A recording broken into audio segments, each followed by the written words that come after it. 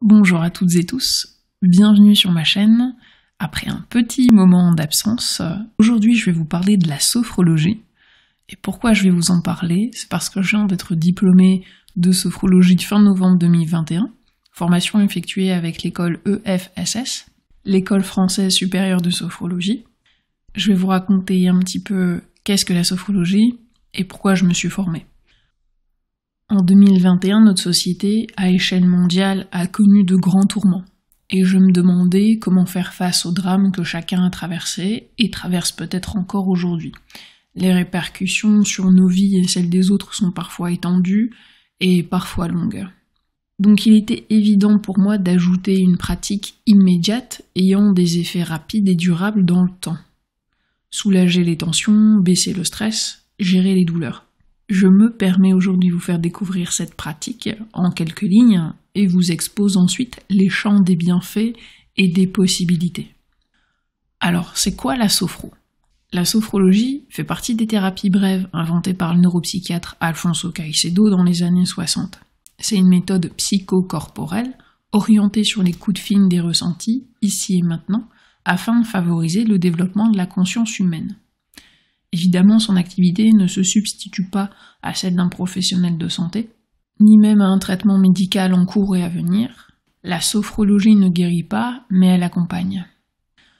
Donc pour moi, la sophrologie est un outil essentiel pour toute personne désireuse de retrouver un mieux-être dans son quotidien, en utilisant donc des exercices de respiration contrôlée et de contraction, puis de relâchement musculaire, et via des stimulations d'images, de projection positive pour permettre à la personne d'améliorer un état de détente, de concentration et de prendre davantage conscience de son corps et de se reconnecter à ses ressources, ses capacités, à travers l'écoute de ses ressentis.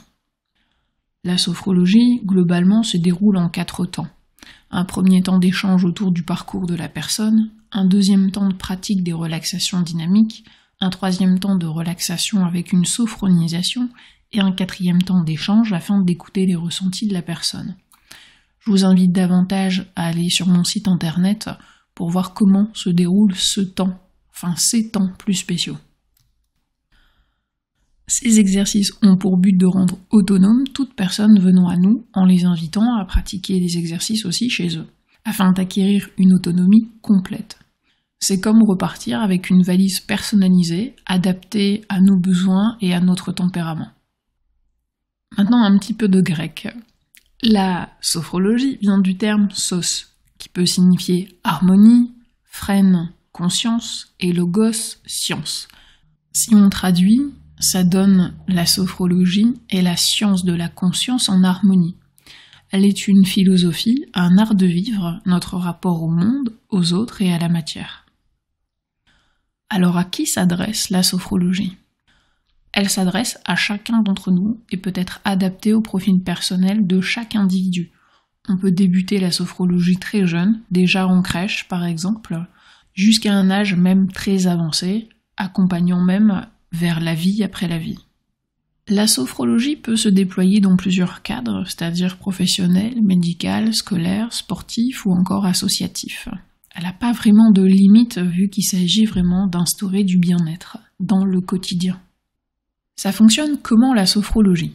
Alors concrètement, le but de la sophrologie est d'acquérir un nouvel état de conscience, appelé la conscience sophronique, ce qu'on appelle champ de conscience élargi, qui prend en compte le schéma corporel dans son ensemble, la représentation de soi-même, le principe d'adaptabilité et le principe d'activation positive.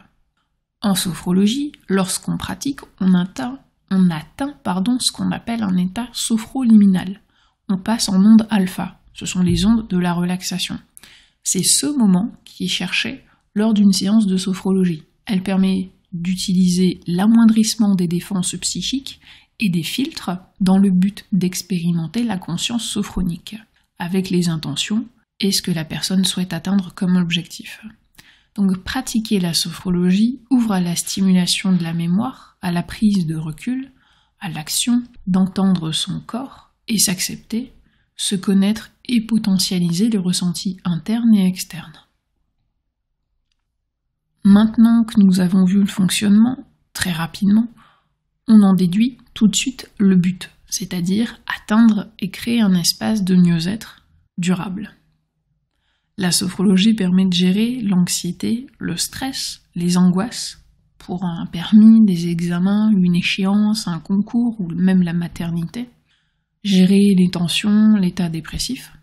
Elle améliore la gestion de soi autour des troubles du sommeil. Elle permet un rétablissement du sommeil, c'est-à-dire un bon sommeil, être reposé au réveil par exemple. Elle permet de gérer les troubles alimentaires, l'anorexie, la boulimie mentale ou bien le grignotage. Elle accompagne les personnes atteintes de TOC ainsi que des personnes atteintes donc de phobie, de pulsions et d'addiction. Elle soutient dans une gestion de la douleur, notamment les suivis post-opératoires ou après de graves traumatismes corporels. Elle aide à traverser des moments comme le deuil, la maladie, le divorce ou même un déménagement.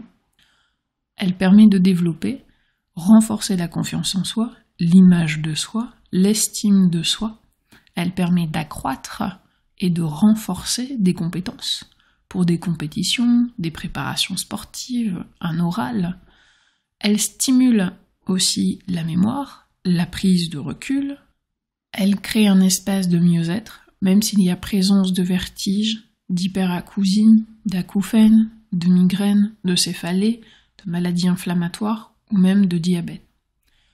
Son application a des effets bénéfiques concrets, rapides et durables, suivant l'implication de la personne dans l'autonomie des exercices qu'on lui propose.